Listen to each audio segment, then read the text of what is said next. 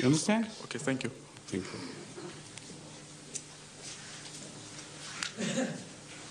So I think the Shiites also followed our viewpoint. They agreed with us, with our finding.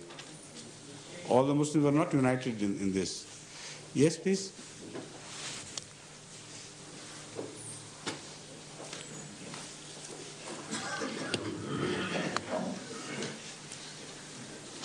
Hazur, Assalamu alaikum wa rahmatullah. Hazur, during month of Ramzan, yes, and in the middle of your Dars al-Quran, you mentioned and made blessed commentary on Man kana fi hazihi ma wa huwa fil akhirati ma. Ama. Yes. Who is blind here, he will be the same situation in there.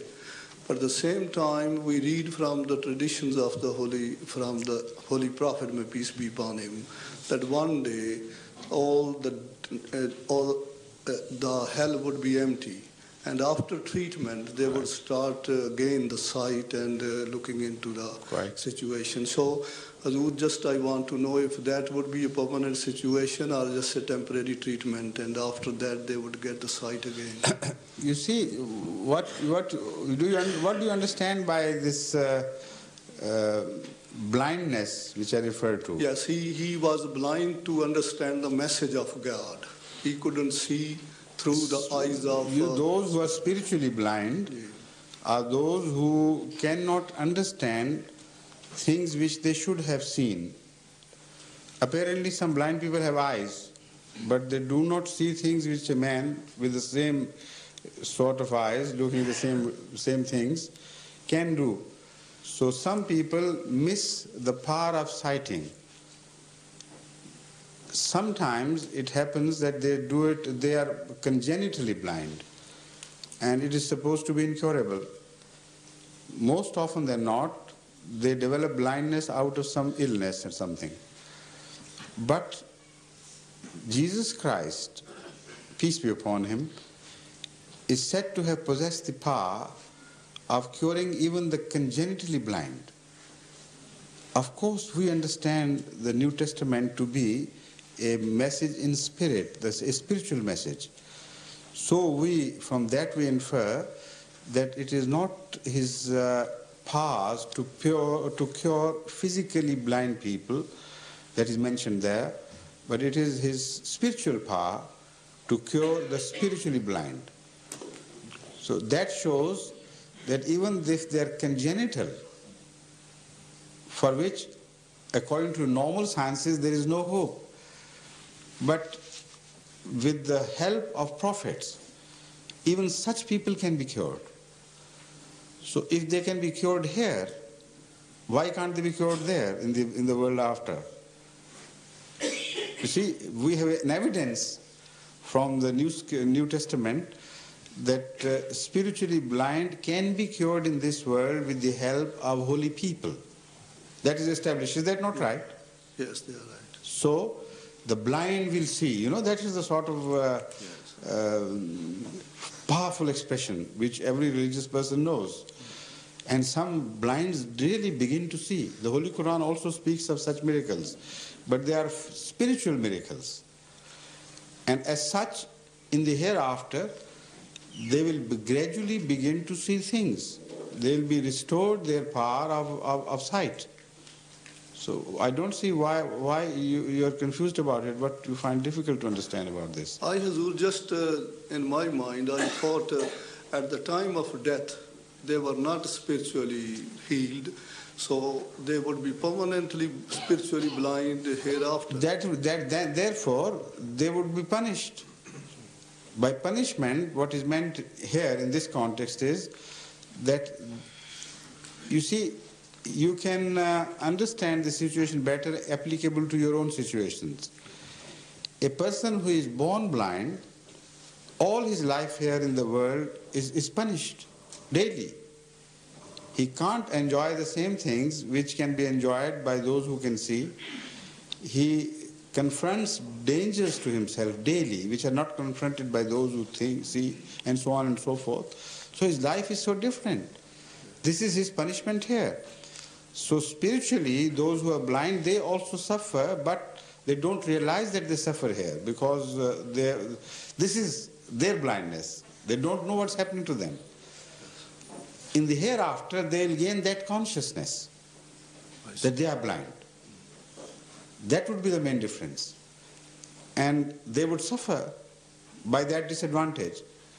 Now, in whatever way it may happen, we can't fully visualize because we don't know what sort of life, in what dimensions it would be that is in store for us after death. But through parallels, through drawing parallels, we can come closer to that concept. That is all we can do. Yes, please.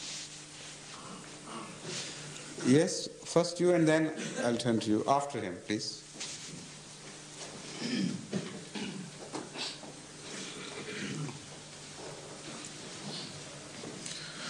Wa alaikum assalam wa rahmatullah. I'm going to ask the question actually. This is the second part of the previous question regarding this Eid celebration. Right. Because this is the second, after the first one, which is answered properly. The second thing was asked to us, well, what about this Eid al-Zuha? Because Adhiya. Eid al-Zuha, that's right. that you are celebrating different when actually you are celebrating the same time, same Eid for the celebration of Hajj. If Hajj is fixed by Saudi Arabia, why do you celebrate it on a different day? It has to be. Again, this is because they don't understand geography. The answer is as simple as that. When the sun rises in Saudi Arabia, after that the Eid time begins. And that could be right dead of the night in some other places in the world. So how can you coincide your celebration of Eid with Saudi Arabia? It's impossible. Then the dates are different. Then the sighting of the moon is different from place to place. All over the world, the difference, genuine difference, can be from 1 to 3 days. In some areas, the moon can be sighted today and in some after 3 days. Or working backwards, 3 days before you. So if this is the state of affairs, how can you coincide your Eid with Saudi Arabia? It is impossible. Impossible. Again, if suppose here they are celebrating the Eid and they are also celebrating Eid in Fiji at the same time, it is possible that actually a day before the Eid begins in Saudi Arabia, according to the dates, they would be celebrating Eid. And here they would be celebrating Eid at night, for instance. In Saudi Arabia it would be night and you will be celebrating Eid here. So they should understand nature. They can't defeat nature. They have to adopt a system whereby they can gain conformity and unison in principles. That is all we can do. I see. And we follow the principle of following your own phenomenon of sunrise and sunset, your own dawns and dusks, etc. That is the best you can do. So according to the sighting of the moon, here we'll calculate 10 days from the sighting of possible or real sighting of the moon. And that should be the Eid day, according to the calculations. I see. Can I ask the another question? Second or third? Another third question. Yes, please. That is, as they say, there is a hadith that anybody who's, when they are celebrating Eid, anybody, any Muslim, and who is observing fast that day, Who is what? Anybody observing fast at that day is the shaitan, actually following shaitan. Yes, yes. Automatically they say when these Anandi that their Eid is always different than us, and when they see us we have got the fast, and then they just attack us that this is how you follow shaitan. So No, but it could work both ways.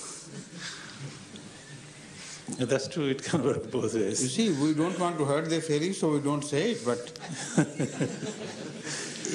if it was the Eid day, you know, many a time it happens that our Eid day is in advance of theirs. That's right. So then they become shaitan. Looks like it. So if that is right, then alternately, sometimes we become shaitan and sometimes they become shaitan, and all the Muslims would become